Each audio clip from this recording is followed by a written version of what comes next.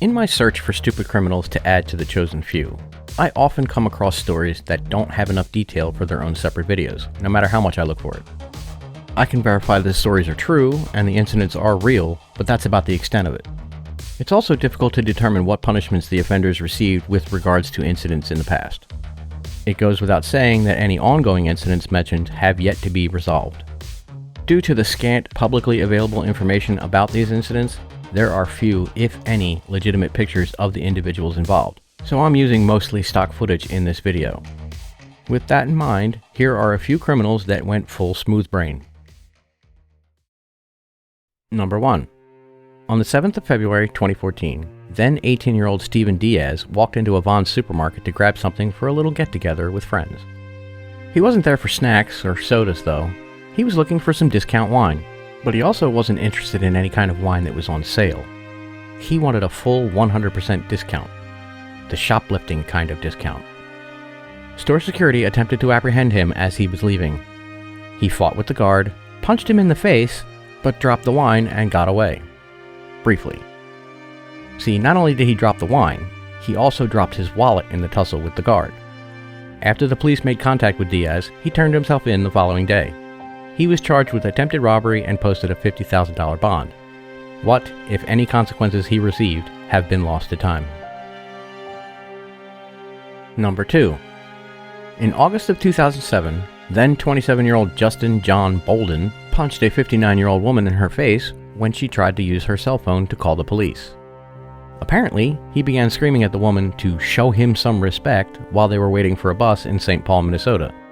When a 63-year-old man stepped in to defend the woman, Bolden hit the older man with a folder he'd been carrying, causing the folder to drop to the ground.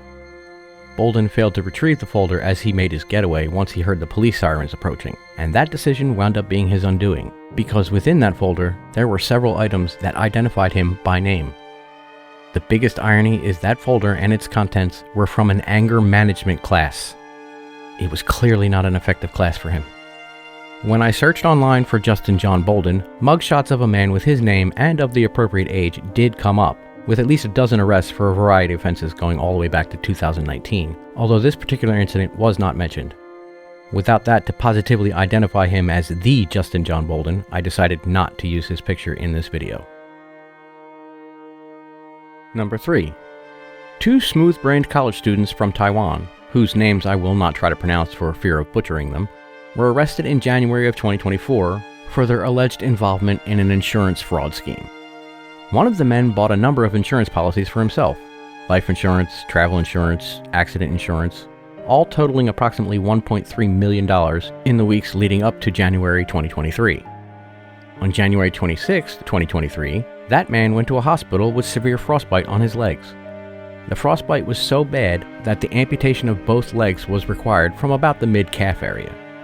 He claimed he got the frostbite by riding a motorcycle around Taipei, and the 2 men were, in fact, seen doing just that on the 26th, although whether that was by eyewitnesses or CCTV cameras is unclear. The hospital staff became convinced that his injuries were self-inflicted, as they could see no marks from socks or shoes, and the injuries seemed entirely too uniform to be from exposure to the elements. As Taiwan is subtropical, the temperature that day was also noted to be between 42 to 60 degrees Fahrenheit, nowhere close to being cold enough to cause frostbite. The men received just $7,200 from the insurance policies before some of the insurance companies apparently canceled the policies because their purchases and the requests for payout were suspiciously close in time. According to investigators, the man's legs were allegedly immersed in dry ice for at least 10 hours to cause the injuries. Both men have been charged with fraud and embezzlement and are presently awaiting trial. Number 4. In April of 2012, a then 20-year-old Kentucky man named Michael Baker was arrested for theft by unlawful taking after siphoning gas from a Jenkins Police Department police cruiser. He wasn't caught in the act, though. This smooth brain was caught because his girlfriend took a picture of him as he committed the crime, a picture which he then posted on his Facebook page. It took the cops a couple of days to track Baker down, but track him down they did. It's unknown what punishment, if any, Baker faced for this incident. Although I couldn't find a mugshot for Baker, it does appear that he's stayed out of trouble since 2012, at least in Kentucky.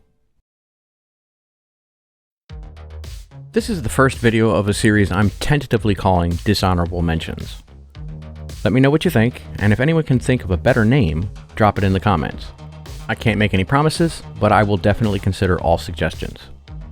Anyway, that's all I've got for now, so until the next time, stay safe out there.